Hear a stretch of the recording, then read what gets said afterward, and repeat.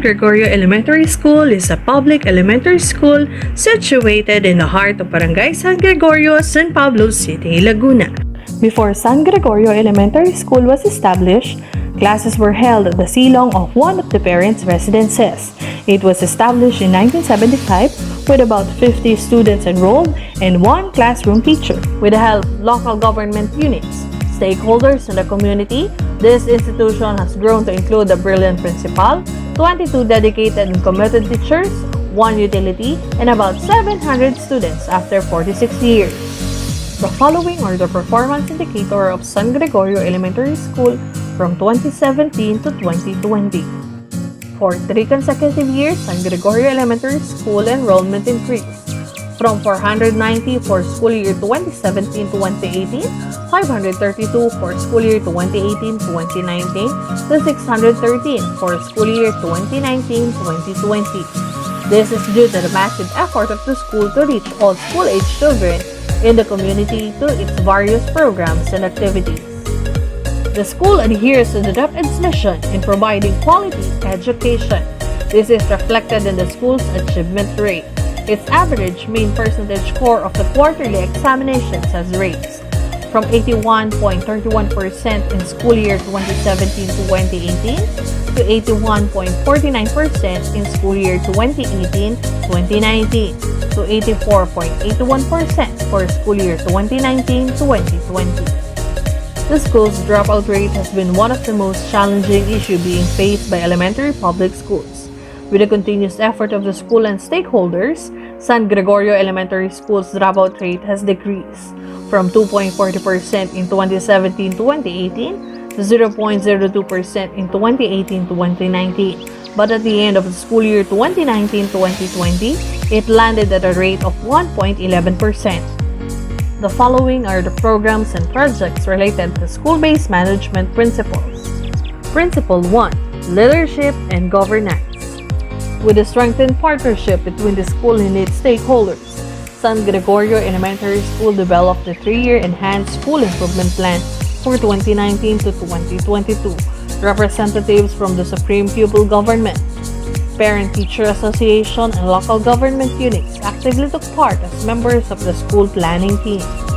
Shared leadership and ownership have been observed during the crafting and implementation of various programs and projects to improve the basic education services, as reflected during the following activities: regular meetings and consultation, State of the School Address, General Assembly, Parent-Teacher Association election, program implementation review, school monitoring, evaluation and adjustment, project enhanced feedback practices, benchmarking activities, strategic planning for professional development and learning and development. Ang sangguniang barangay po ay nakikiisa sa mga layunin ng aking paaralan na may hatid sa ating mga mag-aaral ang edukasyon na kailangan nila sa pagharap sa mga hamon ng buhay. Maasahan niyo kami basta para sa ating mga mag-aaral. Principle 2. Curriculum and Instruction. To promote child-friendly school, project maintenance and improvement of school facilities has been implemented, which includes landscaping and beautification, setting up of a library, utilizing televisions and math and science equipment in classroom teaching, putting up reading corners, transforming classroom into class home for kindergarten and grade 1 classes, publicizing bulletin board, displaying citizens charter, cultivating gulayan sa paaralan, installing school alarm, assigning and organizing a feeding area, installing fire extinguishers for each building. Learner-focused development enhancement activities includes parents' capacity building to reduce the number of non-reader pupils from 65% to 0% and to enhance the ability of the pupils in reading with comprehension in grade 1 pupils. Academic HAM. It helps the learners in gaining more knowledge and experiences while being exposed to different activities.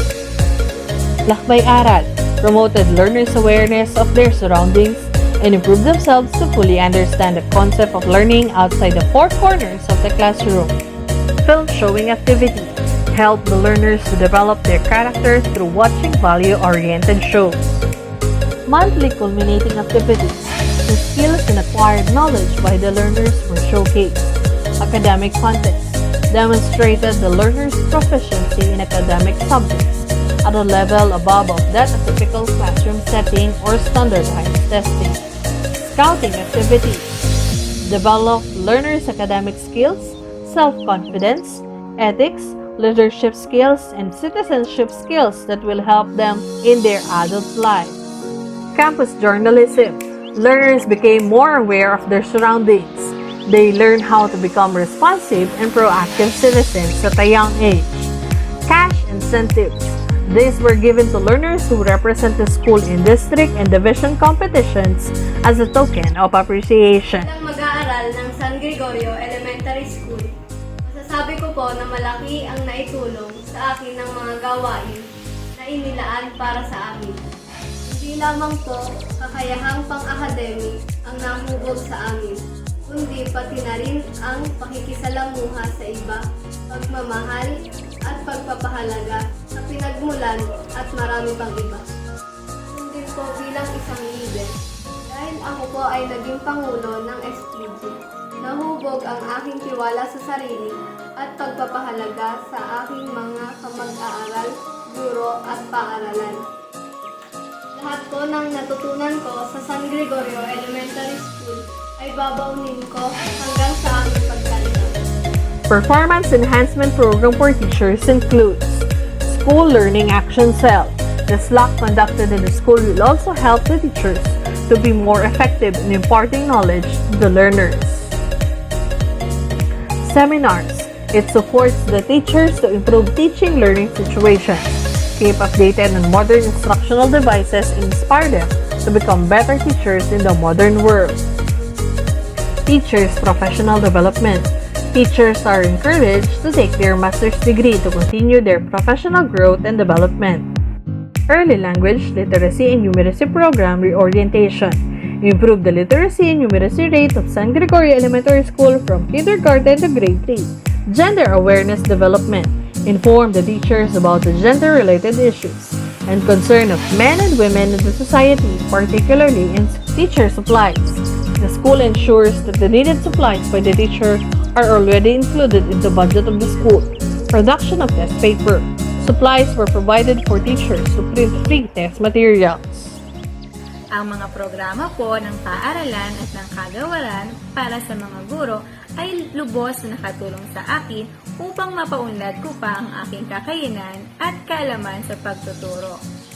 Maraming salamat po sa pagbibigay ng oportunidad sa akin upang ipadala sa mga trainings and workshop, sapagkat ang mga trainings and workshop na ito ay nagbigay ng mga materials na nakatulong sa pagkatuto ng mag-aaral. Dagdagan pa natin ang technical assistance na ibinibigay ng punong guro upang patuloy ko pang mapaunlad ang aking kakayanan. Zero Dropout Program. Such activities include Child Protection Policy, Project BBP, Bawat Bata Protektado, promoted practices within the school that reinforce the school's vision and remove practices that negate the learners.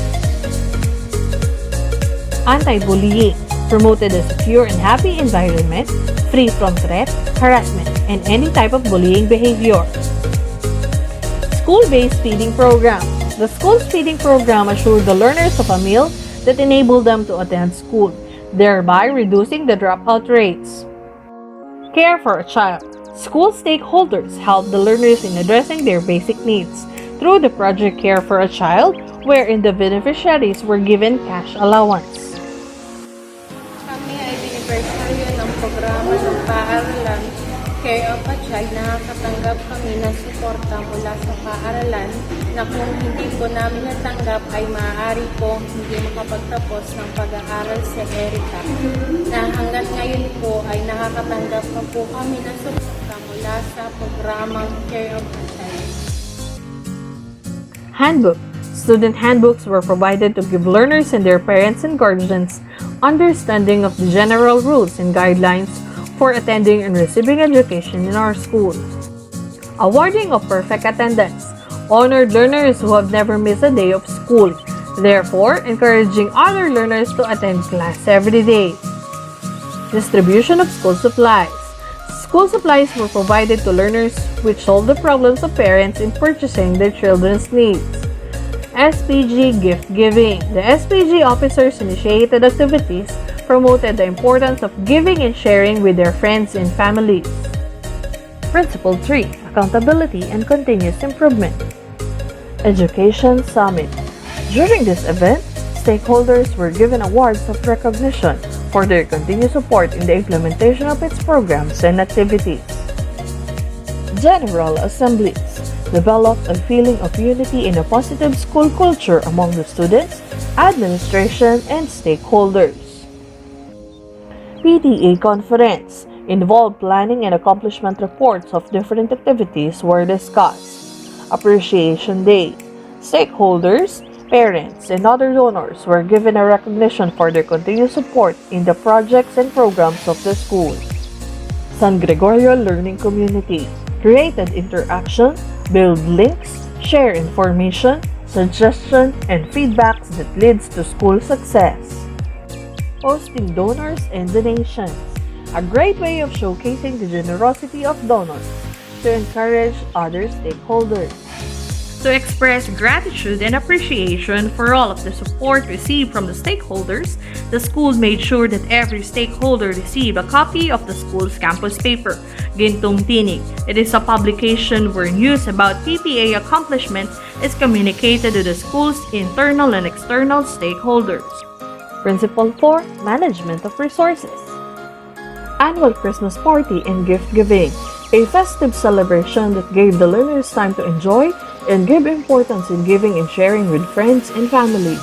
All of these accomplishments were made possible with the support of its stakeholders in initiating and sponsoring various fundraising projects such as Mr. and Miss United Nations for the school ground flooring, Christmas concert for repainting the school facilities, Munting Lakan at Mutya for putting up classroom for kindergarten and grade 1 classes, Piso Mula sa Puso for decorating classrooms, Mr. and Miss Intrams for the purchase of sports equipment, fun run or takbo para sa brigada. Ito ay nagaganap sa simpleng paraan na pinapaabot ng aling samahan ang suporta sa mga gawain ng ating paaralan.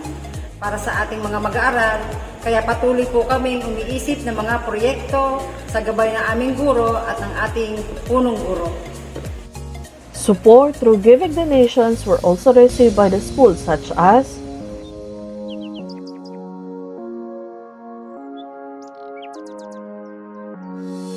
the school has been developed the following best practices benchmarked by schools within the district.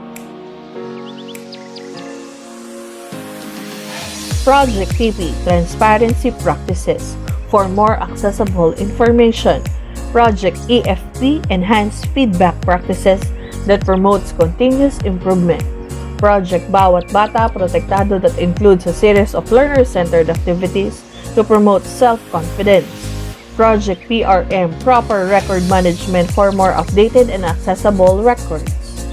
Project 2Ps Pagkamulat sa pagsulat for the development of learners' basic writing skills. Project 3 o'clock habit where video lessons in science were presented to learners every 3 o'clock in the afternoon to enhance their learning that resulted in a tremendous improvement of learners' performance in science. Project MTCP Math Tutorial Class Program that caters difficulties in mathematics. Project PCB Parent Capacity Building that promotes partnership with parents in teaching learners how to read. All of these school accomplishments resulted in garnering multiple awards and recognitions.